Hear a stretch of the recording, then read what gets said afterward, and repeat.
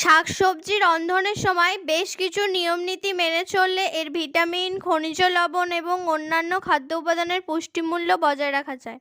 সেগুলো হলো: তরকারি বা শাকসবজি সংগ্রহ করার পর তাকে ভালোভাবে ধুয়ে নিয়ে রান্নার ঠিক পূর্বেই কাটতে হবে। কাটার পর আর ধোয়া উচিত নয়, তাহলে ভিটামিনের অপচয় ঘটে। শাকসবজি কাটার সময় খুব ছোট ছোট করে কাটা অনুচিত, যথাসম্ভব বড় বড় করে কাটতে হবে, তাহলে ভিটামিন ও খনিজ পদার্থ অধিক মাত্রায় সংরক্ষিত থাকবে। রান্নার সময় আগে জল গরম করে নিয়ে তাতে সবজি ছেড়ে দিতে হবে, তাতে গরমের ফলে সবজির মধ্যে থাকা উৎসেচকগুলো দ্রুত নষ্ট হয়ে যাবে, তারা ভিটামিনকে ধ্বংস করতে পারবে না। সবজি রান্না করার সময় সেদ্ধ জল ফেলে না দিয়ে স্যুপ হিসাবে ব্যবহার করা যেতে পারে। ঢাকনাযুক্ত পাত্র ব্যবহার করে শাকসবজিকে আলো ও বাতাসের প্রত্যক্ষ সংস্পর্শ থেকে সরিয়ে রাখা যায়, তার ফলে ভিটামিন ও খনিজ লবণের অপচয় হ্রাস পায়।